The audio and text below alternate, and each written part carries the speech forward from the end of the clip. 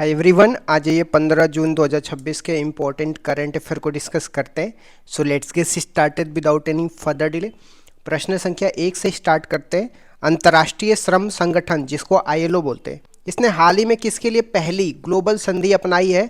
तो gig workers के लिए ILO ने पहली बार ग्लोबल संधि अपनाई है। यह कन्वेंशन नंबर 193 है। इसका उद्देश्य ऑनलाइन डिलीवरी बॉय जैसे श्रमिकों के लिए न्यूनतम वेतन, कार्य के घंटे और मौलिक अधिकार तय करना है। बात करते हैं ILO की, तो इसको इस्टेब्लिशमेंट किया जाता है 1990 में ट्रीटी ऑफ वर्साइल के बाद। इसका हेडक्वार्टर जेनेवा स्विट्जरलैंड में है और ये लेबर के इशू को उठाता है। इंडिया इसका मेंबर है, तो ये भी आपको ध्यान में रखना है। नेक्स्ट क्वेश्चन में आते हैं, दुनिया के पहले ट्रिलियनियर कौन बने हैं? तो एलन मस्क बन गए। उनकी कंपनी स्पेस एक्स विश्व का सबसे बड़ा IPO लिस्ट हुआ है, जिससे उनकी संपत्ति $1 ट्रिलियन पार कर चुकी है। IPO की बात करते हैं तो IPO का अर्थ है इनिशियल पब्लिक ऑफर होता है। जब कोई कंपनी पहली बार अपने शेयर जनता के लिए जारी करती है तो उसको IPO बोलते हैं। एलन मस्क की अन्य कंपनियों के नाम भी आपको ध्यान में रखना है, जिसमें टेस्ला है, एक्स है जो पहले ट्विटर था, और न्यूरालिंक शामिल है। नेक्स्ट क्वेश्चन में आते हैं, रूस ग्रैंड सैंड मास्टर 2026 जीतने वाले पहले भारतीय कौन बने हैं? तो सुदर्शन पटनायक बने। आप यहाँ पे देख सकते हैं सुदर्शन पटनायक, इन्होंने Russia grand sand master cup 2026 जीता है। इन्होंने ग्लोबल वार्मिंग, जलवायु परिवर्तन पे आधारित अपनी मिट्टी की कलाकृति सैंड आर्ट के लिए यह पुरस्कार जीता है। वे पूरी उड़ीसा के रहने वाले हैं और उन्हें 2014 में पद्मश्री मिल चुका है। वे 16वीं जनगणना के ब्रांड एम्बेसडर भी है, तो ये भी आपको ध्यान में रखना है। नेक्स्ट क्वेश्चन में आते हैं, AI के नेटिव कंपनी अवतार ने कौन सा वीडियो मॉडल लॉन्च किया है? तो वारिया वीडियो मॉडल लॉन्च किया है अवतार ने। यह भारत का पहला डिजिटल वीडियो मॉडल है जो किफायती वीडियो निर्माण जनरेशन में मदद करेगा। यह AI आधारित टूल वीडियो एडिटिंग, डबिंग को आसान बनाएगा। यहाँ पे देख सकते हैं India AI mission back Avataar AI launch वारिया, India first indigenous video generation model. Next question में आते हैं, दुनिया का सबसे विस्तृत 3D एटलस एंकर किसने लॉन्च किया है? तो IIT मद्रास ने लॉन्च किया है। यह इंसानी ब्रेन स्टेम का एटलस है जो अल्जाइमर या डिमेंशिया जैसे बीमारी का इलाज में सहायक होगा। इसे तीसरी ब्रिक्स न्यूरोसाइंस संगोष्ठी के दौरान लॉन्च किया गया था, तो यह भी आपको ध्यान में रखना है। नेक्स्ट क्वेश्चन में आते हैं, सेना प्रमुख चीफ के पद पर किसे नियुक्त किया गया है? तो लेफ्टिनेंट जनरल धीरज सेठ को सेना प्रमुख के पद पर नियुक्त किया गया है। वे 30 जून से अपना पद संभालेंगे, तो यह भी आपको ध्यान में रखना है। वे उपेंद्र द्विवेदी का स्थान लेंगे। भारत के तीसरे CDS का नाम भी आपको ध्यान में रखना है, NS राजा सुब्रमण्य है, तो यह भी आपको ध्यान में रखना है। नेक्स्ट क्वेश्चन में आते हैं, राज्य फेस्टिवल का आयोजन कहाँ पे हुआ है? तो उड़ीसा में हुआ है। यह 3 दिन का त्यौहार है जो धरती माँ के मासिक चक्र से संबंधित है। इस दौरान कृषि कार्य नहीं किए जाते हैं। यहाँ पे देख सकते हैं रज पर्व उड़ीसा में मनाया जाता है। जो रज शब्द है रजवाड़ा से आता है, जिसका मतलब क्या होता है? मेंस्ट्रुएटिंग वुमेन होता है। यह उड़ीसा का one of the biggest festival है, जिसका रूट सेलिब्रेट किया जाता है मेंस्ट्रुएशन, फर्टिलिटी, क्रिएशन से। अब हम उड़ीसा की बात करते हैं, तो उड़ीसा के बॉर्डरिंग स्टेट का भी नाम आपको ध्यान में रखना है, जिसमें वेस्ट बंगाल, झारखंड, छत्तीसगढ़, आंध्र प्रदेश है और उड़ीसा की कैपिटल भुवनेश्वर है, तो ये भी आपको ध्यान में रखना है। इसका कोस्टल बे ऑफ बंगाल के साथ लगता है और अंडमान निकोबार आइलैंड के साइड में पड़ता है, तो ये भी आपको ध्यान में रखना है। आ जाते हैं कुछ महत्वपूर्ण वन लाइनर देख लेते हैं। केन्स विलियमसन की बात करते हैं, तो ये न्यूजीलैंड के पूर्व कप्तान है। इन्होंने अंतर्राष्ट्रीय क्रिकेट से संन्यास ले लिया है। अंतर्राष्ट्रीय पवन ऊर्जा दिवस की बात करते हैं, तो यह 15 जून को मनाया जाता है। 2026 का ग्लोबल फेस्टिवल गोवा में आयोजित हुआ है, तो यह भी आपको ध्यान में रखना है। विश्व रक्तदाता दिवस की बात करते हैं, तो 14 जून को कार्ल लैंडस्टीनर के जन्मदिन पर मनाया जाता है। जब हम ब्लड की बात करते हैं, तो O सर्वदाता होता है और AB+ सर्वग्राही ब्लड ग्रुप है, तो यह भी आपको ध्यान में रखना है। गिनीज वर्ल्ड रिकॉर्ड की बात करते हैं, तो श्रीलंका के कोलंबो में 5000 से अधिक डांसर ने सबसे बड़े भरतनाट्यम डांस लेशन का रिकॉर्ड बनाया, तो यह भी आपको ध्यान में रखना है। श्रम आंकड़ों पर समिति की बात करते हैं, तो प्रोफेसर अलख N शर्मा को श्रम आंकड़ों पर उच्च स्तरीय तकनीकी विशेषज्ञ समिति का अध्यक्ष नियुक्त किया गया है। प्रहार की बात करते हैं, तो यह अडानी समूह द्वारा सेना को सौंपी गई एक लाइट मशीन गन है, तो यह भी आपको ध्यान में रखना है। Player of the year hockey की बात करते हैं, तो महिला वर्ग में नवनीत कौर को यह पुरस्कार मिला है, तो यह भी आपको ध्यान में रखना है। इस तरीके से मैंने 15 जून के इंपॉर्टेंट करंट अफेयर को डिस्कस कर दिया। Thank you so much guys, keep loving, keep supporting, bye bye, see you. पंचवर्षीय योजना के बारे में मैंने डिस्कस तो किया है, बट एक बार फिर से मैं पंचवर्षीय योजना के बारे में रिवीजन करा देता हूँ। पहली पंचवर्षीय योजना 1951 से 56 तक थी। इसकी मुख्य विशेषताएं क्या थी? इसका टाइम पीरियड की बात कर, यह योजना 1 अप्रैल 1951 से लेकर के 1956 तक चली थी। मॉडल की बात करते हैं, यह हेरोल्ड डोमर मॉडल पर आधारित थी और इसका प्रारूप के.एन. राज ने तैयार किया था। उद्देश्य क्या था पहली पंचवर्षीय योजना का? इसका मुख्य ध्यान कृषि एग्रीकल्चर पर था। विकास की दर की बात करते हैं, जो लक्ष्य था 2.1% था, लेकिन 3.6% की वृद्धि हासिल की गई थी, जो लक्ष्य से अधिक थी। दूसरी पंचवर्षीय योजना 1956 से 1961 के प्रमुख बिंदु क्या थे? दूसरी पंचवर्षीय योजना की अवधि की बात करते हैं, 1956 से 1961 तक रहता है। मॉडल की बात करते हैं, यह महालनोबिस मॉडल पर आधारित थी। इसका जो उद्देश्य था, इस योजना में भारी उद्योगों पर बल दिया गया, जिसमें प्रमुख उपलब्धियां थी। इसी योजना के दौरान भिलाई छत्तीसगढ़, राउरकेला उड़ीसा, दुर्गापुर पश्चिम बंगाल में आयरन स्टील प्लांट स्थापित किए गए। विकास की दर की बात करते हैं, लक्ष्य 4.5% का था और प्राप्ति 4.27% थी। तीसरी पंचवर्षीय योजना 1961 से 66 तक क्यों असफल रही थी? 1961 से 66 तक तीसरी पंचवर्षीय योजना थी। यह मॉडल सुखमय चक्रवर्ती मॉडल पर आधारित थी। इसका उद्देश्य था कृषि और उद्योग दोनों पर बल देना। असफलता के कारण ये थे, यह योजना 1962 के दौरान भारत चीन युद्ध और 1965 के भारत पाकिस्तान युद्ध के कारण अपने लक्ष्य को प्राप्त नहीं कर सकी और असफल रही। अन्य घटना की बात करते हैं, तीसरी पंचवर्षीय योजना में इसी दौरान जय जवान जय किसान का नारा दिया गया था और 1965 में भारतीय खाद्य निगम, जिसको फूड कॉरपोरेशन ऑफ इंडिया की स्टेब्लिशमेंट की बात करते हैं, तो तीसरी पंचवर्षीय योजना में एफसीआई का इस्टेब्लिशमेंट होता है। नेक्स्ट देख लेते हैं योजना अवकाश की। योजना अवकाश, जिसको प्लान हॉलीडेज बोलते हैं, ये क्या था और यह कब हुआ था? तीसरी पंचवर्षीय योजना की असफलता के बाद 1966 से लेकर के 1969 तक 3 वर्षों के लिए कोई पंचवर्षीय योजना नहीं बनाई गई। इसे योजना अवकाश कहा जाता है। इसी दौरान एक एक वर्ष की योजना शुरू की गई थी। खाद्यान्न में आत्मनिर्भरता के लिए हरित क्रांति, जिसको ग्रीन रेवोल्यूशन की शुरुआत की गई थी। चौथी पंचवर्षीय योजना 1969 से 1974 की मुख्य बातें क्या थी? तो इसका टाइम पीरियड की बात करते हैं, 1969 से लेकर के 1974 तक थी। यह मॉडल अशोक रुद्र मॉडल पर आधारित थी और इसका प्रारूप डी.आर. गॉडगिल ने तैयार किया था। उद्देश्य की बात करते हैं, इसका लक्ष्य स्थिरता के साथ आर्थिक विकास करना, डेवलपमेंट विथ स्टेबिलिटी था। प्रमुख घटनाएं की बात करते हैं, तो चौथी पंचवर्षीय योजना में 1969 में 14 बैंकों का राष्ट्रीयकरण किया गया था। ये पहली बात हो गई। इसके बाद 1971 में भारत पाकिस्तान का युद्ध हुआ और 1974 में पहला परमाणु परीक्षण ऑपरेशन स्माइलिंग बुद्धा पोखरण में किया गया था। पांचवी पंचवर्षीय योजना 1974 से 1978 क्यों अद्वितीय थी? यह भारत का एकमात्र ऐसी योजना है जो अपने निर्धारित समय 5 वर्ष से पहले केवल 4 वर्षों में ही समाप्त हो गई। 1974 से लेकर 1978 तक ही रही थी। यह डीपी दर मॉडल पर आधारित थी और इसका मुख्य लक्ष्य गरीबी उन्मूलन था। रोलिंग प्लान 1978 से 1980 तक क्या था?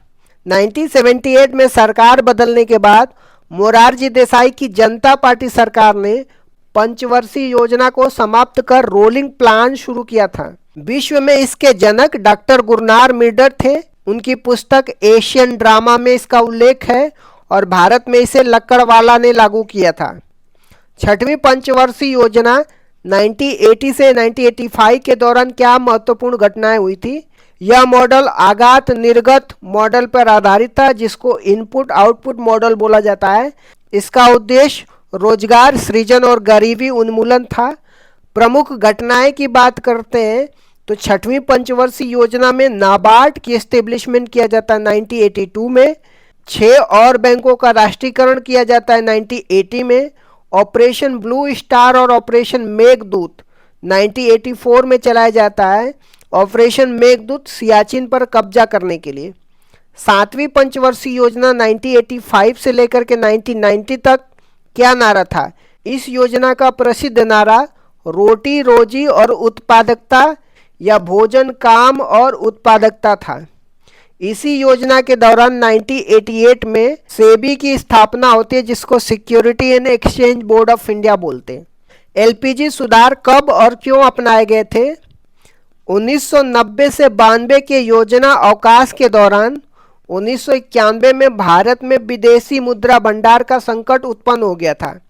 उस समय प्रधानमंत्री पीवी नरसिम्हा राव और वित्त मंत्री डॉक्टर मनमोहन सिंह थे। इस संकट से निपटने के लिए 1991 में नई आर्थिक नीति अपनाई गई थी, जिसे एलपीजी सुधार कहा गया था। जो न्यू इकोनॉमी पॉलिसी अपनाई गई थी, जिसमें उदारीकरण, निजीकरण या वैश्वीकरण की बात की जाती है। 8वीं पंचवर्षीय योजना 1992 से 1997 का मुख्य फोकस क्या था? तो यह model John W Miller model पर आधारित थी। इसका मुख्य बल मानव संसाधन विकास था, जो 1990 में आए एचडीआई मानव विकास सूचांक की अवधारणा से प्रेरित था। अन्य घटनाएं की बात करते हैं 8वीं पंचवर्षीय योजना में। इसी दौरान 73वां और 74वां संविधान संशोधन हुआ, जो पंचायती राज और नगर निगम के लिए है। इसी समय 1 जनवरी 1995 को डब्ल्यूटीओ की स्थापना होती है, जिसको वर्ल्ड ट्रेड ऑर्गेनाइजेशन बोलते हैं। 9वीं और 10वीं पंचवर्षीय योजना का मुख्य बातें क्या थी? 9वीं पंचवर्षीय योजना 1997 से 2002 तक होता है। इसका लक्ष्य सामाजिक न्याय और क्षमता के साथ आर्थिक विकास था। प्रधानमंत्री ग्राम सड़क योजना 25 दिसंबर 2000 को और कारगिल युद्ध 1999 में इसी दौरान हुआ था। 10वीं पंचवर्षीय योजना 2002 से 2007 तक थी। यह भी आगात निर्गात मॉडल पर आधारित थी। नरेगा अधिनियम 2005 में आया और 2 फरवरी 2006 को लागू हुआ था। 11वीं पंचवर्षीय योजना 2007 से लेकर 2012 की विकास दर की क्या विशेषता थी? इसका लक्ष्य तीव्र और समावेशी विकास, जिसको रैपिड एंड इंक्लूसिव डेवलपमेंट था। इसमें 8% की विकास दर हासिल की गई थी, जो सभी पंचवर्षीय योजनाओं में अब तक की सबसे ज़्यादा थी। शिक्षा का अधिकार राइट टू एजुकेशन एक्ट 2009 इसी दौरान आया था। 12वीं पंचवर्षीय योजना 2012 से 2017 का लक्ष्य क्या था? यह अंतिम पंचवर्षीय योजना था, जो 2012 से 2017 तक चला था। इसका लक्ष्य तीव्र, सतत और अधिक समावेशी विकास, जिसको rapid sustainable and inclusive development था। इसमें कृषि के लिए 4% और प्रजनन दर को 2.1%, जिसको प्रतिस्थापन दर बोलते हैं, पर लाने का लक्ष्य रखा गया था। भारतीय संविधान के प्रमुख संशोधन और उसके प्रावधान के बारे में देखने वाले हैं। पहला संविधान संशोधन कब हुआ था? 1951 में हुआ था। संविधान में 9वीं अनुसूची जोड़ी गई थी, जिसका संबंध भूमि सुधार से है। अनुच्छेद 15 क्लॉज 4 भी जोड़ा गया, जो सामाजिक और शैक्षिक रूप से पिछड़े वर्गों के लिए आरक्षण का प्रावधान करता है। 7वां संविधान संशोधन 1956 में राज्य पुनर्गठन से संबंधित है। यह प्रावधान किया गया कि 2 या 2 से अधिक राज्यों के लिए एक राज्यपाल हो सकता है। इस समय भारत में 14 राज्य और 6 केंद्र शासित प्रदेश थे। फजल अली कमीशन का गठन 1953 में इसी उद्देश्य से हुआ था। 15वां संविधान संशोधन 1963 में हुआ था। हाई कोर्ट के न्यायाधीशों की सेवानिवृत्ति की आयु 60 से बढ़ाकर के 62 कर दिया गया था। 21वां संविधान संशोधन 1967 में हुआ था। इस संविधान संशोधन से संविधान की 8वीं अनुसूची में 15वीं भाषा के रूप में सिंधी भाषा को जोड़ा गया और मूल संविधान में 14 भाषाएं थी, अब जाकर के 22 भाषाएं हैं। 24वां संविधान संशोधन 1971 में हुआ था। इंदिरा गांधी के कार्यकाल में संसद को संविधान संशोधन की असीमित शक्तियां प्रदान की गई थी। हालांकि इसके बाद केशवानंद भारती केस 1973 में सुप्रीम कोर्ट ने स्पष्ट किया कि संसद की यह शक्ति असीमित नहीं है, बल्कि सीमित है और इस संविधान के मूल ढांचा को नहीं बदल सकती है। 26वां संविधान संशोधन 1971 की बात करते हैं। राजाओं को दिए जाने वाला प्रीवी पर्स को समाप्त कर दिया गया, जो देशी रियासतों के एकीकरण के बदले में दी जाने वाली एक बड़ी राशि थी। 36वां संविधान संशोधन 1975 में सिक्किम को भारत का पूर्ण राज्य बनाया गया और ये भारत का 22वां राज्य सिक्किम बन के आया था। 42वां संविधान संशोधन 1976 की बात करते हैं, इसे मिनी कॉन्स्टिट्यूशन या लघु संविधान कहा जाता है। 42वां संविधान में प्रस्तावना में संशोधन किया, इसमें समाजवाद, पंथ निरपेक्ष, अखंडता शब्द जोड़े गए और प्रस्तावना में अब तक ये एकमात्र संशोधन है। 42वां संविधान संशोधन में फंडामेंटल ड्यूटी जोड़ी गई थी, जो भाग 4A में अनुच्छेद 51A को जोड़ा गया था, जिसमें मौलिक कर्तव्य शामिल थे। यह सरदार स्वर्ण सिंह समिति की सिफारिश पे फंडामेंटल ड्यूटी, जिसको मौलिक कर्तव्य बोलते हैं, इसको जोड़ा गया था। 42वां संविधान संशोधन में राज्य सूची से समवर्ती सूची में विषयों को हस्तांतरण किया गया, जिसमें 5 से वन, वन्य जीव, मापतोल, न्याय प्रशासन और शिक्षा को राज्य सूची से समवर्ती सूची में स्थानांतरित किया गया।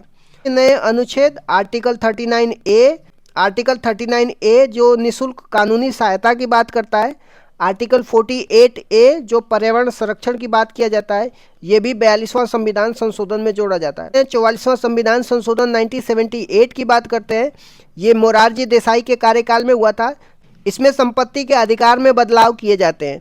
संपत्ति के अधिकार को मौलिक अधिकार की सूची से हटा करके इसे कानूनी अधिकार, जिसको लीगल राइट बनाया गया, जो अब अनुच्छेद 300A में है। पहले संपत्ति का अधिकार अनुच्छेद 31 में था।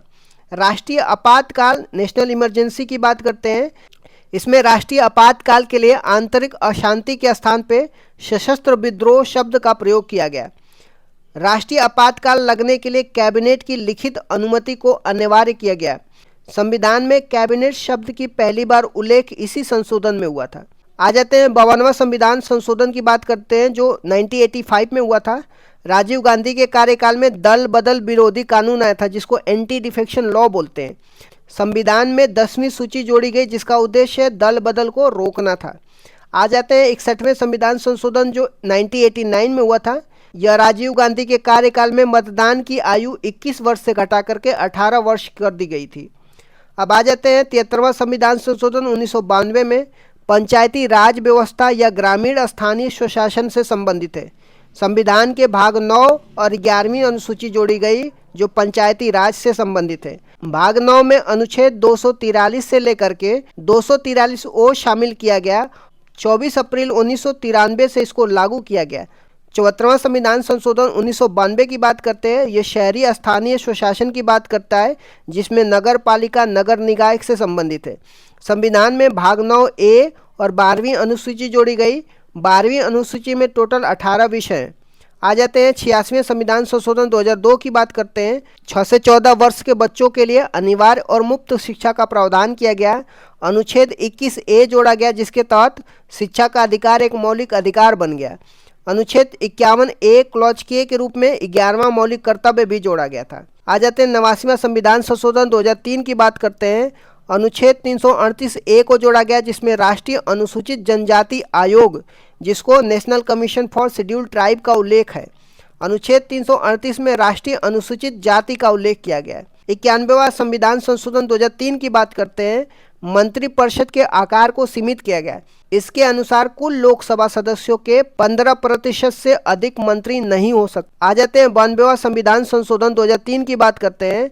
8वीं अनुसूची में 4 भाषाएं जोड़ी जाती है, जो बोडो, डोंगरी, संथाली और मैथिली होती है।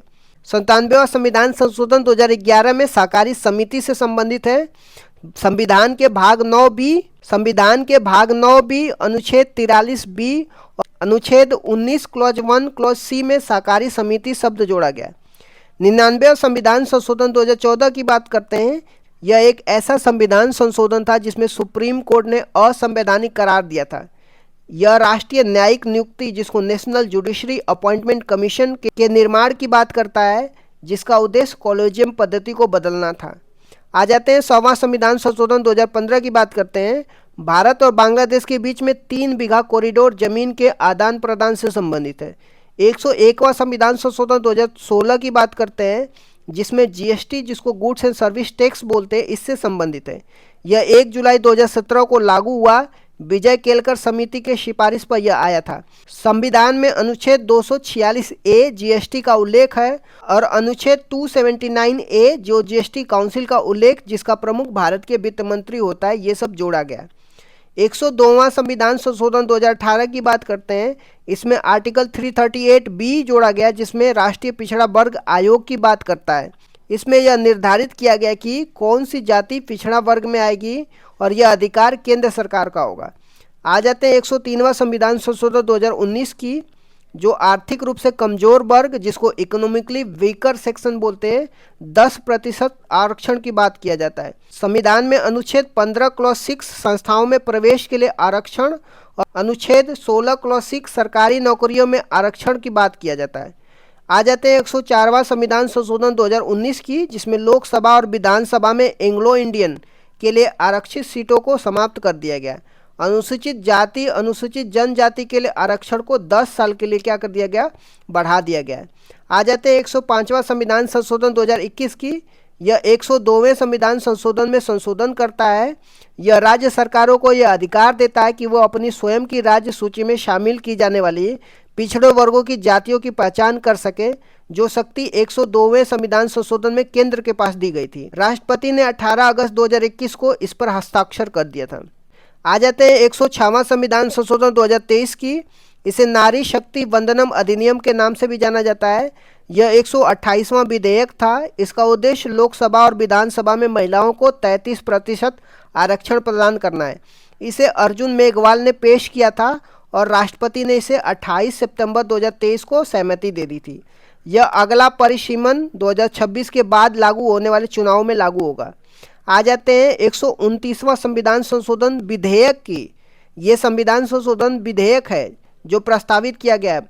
भारत का नवीनतम विधेयक है। जो यह वन नेशन वन इलेक्शन की बात किया जाता है, जो एक राष्ट्र एक चुनाव से संबंधित है। यह रामनाथ कोविंद कमेटी की सिफारिश पर पेश किया गया था।